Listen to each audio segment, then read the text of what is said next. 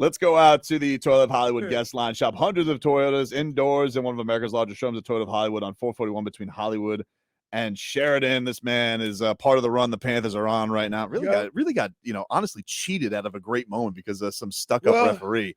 But let's hop on into the Lamborghini. Ryan Lomberg joining us here on the show right now. Ryan, thanks so much for the time, man. Really appreciate it. Yeah, thanks for having me. Great start too.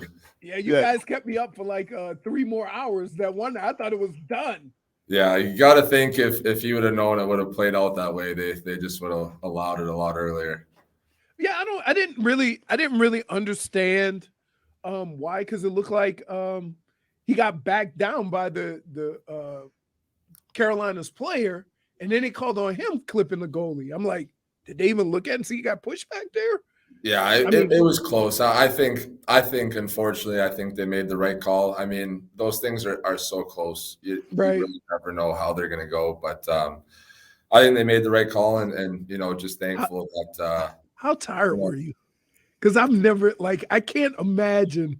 Like, did the shifts get shorter and shorter? Oh yeah, for sure. It's like it was tough, no doubt. It's one of those things. Like if you keep them short, they're manageable, but.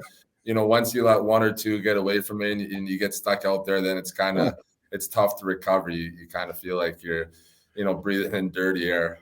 I know you guys are giving a lot of credit to the strength staff and stuff. What is going on in the midst of all these? You guys are playing the most intense. Everybody talks playoff hockey is the most intense. It's sudden death at that point. What is the breaks like to cool yourself down, recover, and then get back up to get to this intense moment to try and win a game? Yeah, it's pretty much right now. Playoffs are fairly predictable. It's usually every other day. So, game day, you're locked in, it's intense. And then, the days off are all about recovery, getting the body right, getting your mind right. You'll do a bit of video and coach will have his meeting and kind of set the tone. But yeah, game day is intense, and then off day is the complete opposite. You kind of just try to get away and get your recovery in and do whatever you got to do to be ready to dial it back up to 100 the next day.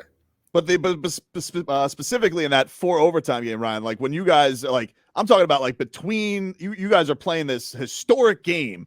What the hell's going on from overtime to overtime? Like as the hours wane on. Yeah, it's tough, no doubt, to be locked in for that long. But I think. We did a great job, our group in between periods, staying light, just trying to enjoy it. If you're sitting around thinking about how long it is, how tough it is, it's only going to get longer and tougher. So we're there trying to enjoy it as much as possible. Guys, we're keeping it light in the room. In those moments, it's kind of the team that makes the first mistake, right? So if you stay locked in and you just, do whatever you can to, get the puck in, get the puck out, and be in the right positions. It's hard, but ultimately it's usually the team that lets up for 1 second is the costly mistake. I just felt so. I'm like, wow, they got to be exhausted. Here, I want to ask you a question about this because, the way the team was last year and the way that you're playing now, it took a while to get here. And it seems like everybody bought in right away.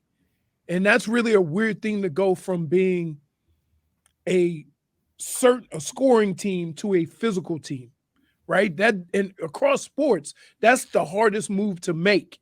And how was it? Because it took a while, but now you guys are all here like, wow, this crap works.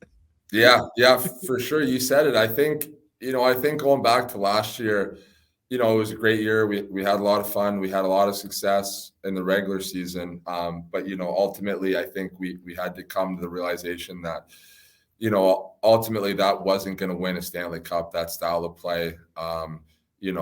So, over the course of the season, we learned some hard lessons. We had to really dig deep as a group and get hard and commit ourselves, individually and as a group to, playing the right way, and committing ourselves to really playing that hard, honest style of play. And, obviously now at this time of the year, it's just force of habit. Coach has been pounding us all year about, being hard men. And I think when, we look around the locker room, we're all tremendously proud, to go to battle with the guys, because we know we're going to show up and be hard, for one another. It is. That's probably, if I would have to say, that's one of the hardest things to do in sports, to go from almost like a run and shoot team to a physical, like just real physical team. It's Ryan must like this though, because he's an antagonist. You'll mix it up with people. You like badgering upon.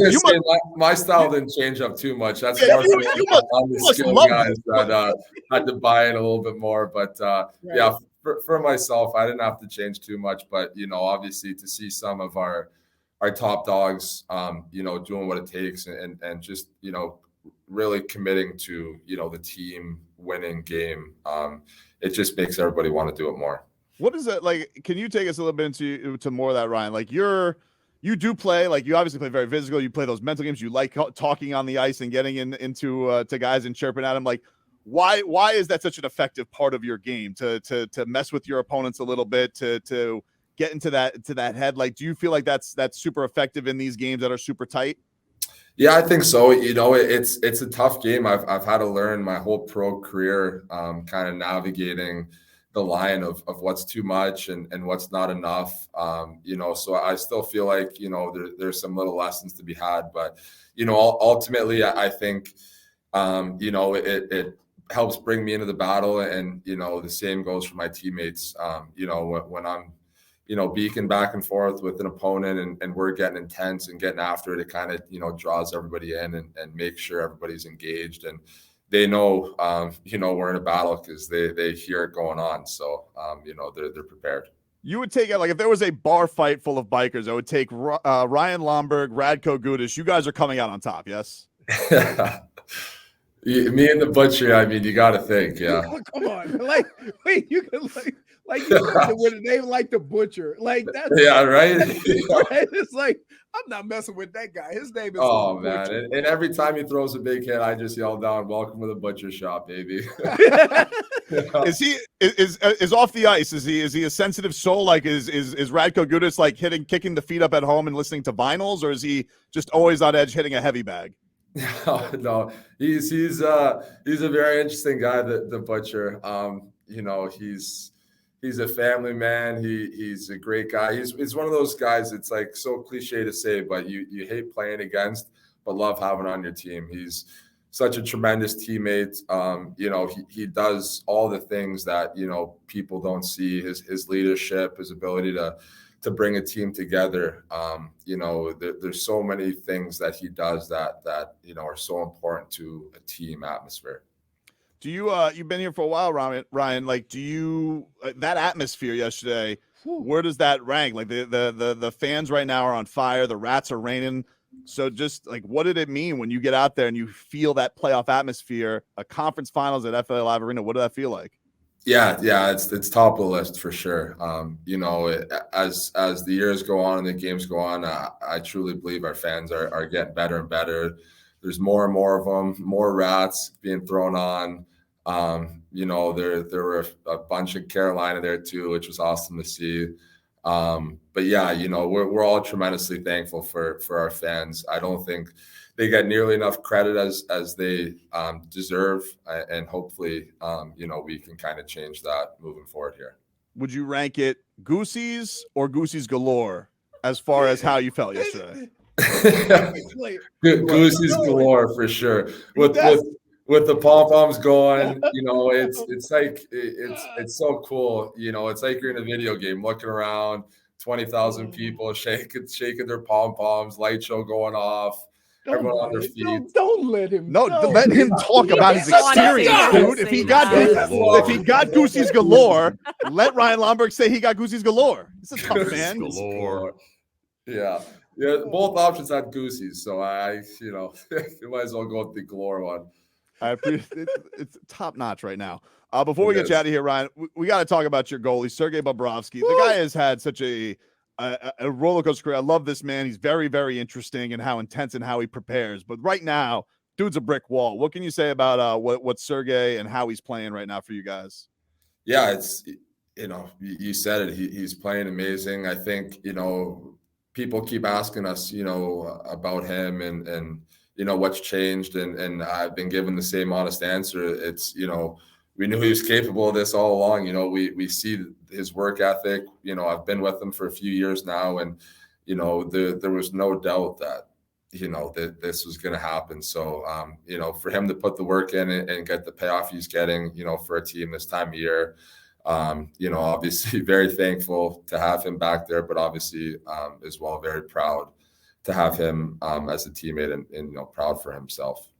Look, man, this is an incredible run. It's great to have you back healthy, and this is you know, continued health and success the rest of this run, Ryan. We really appreciate the time, man. Thank you so much. Man, appreciate it. Awesome. Thank you guys very much. Appreciate you guys. Okay. There you go, Ryan Lomberg, the Lamborghini, getting on out of here. You're lucky. What? Because I almost he got Goosey's galore? No. Goosey's galore. Once you went there, I almost told J Fig to put the poster up to keep the mush away. Right? No, don't tell him that. Don't tell him that. Don't. I, you know.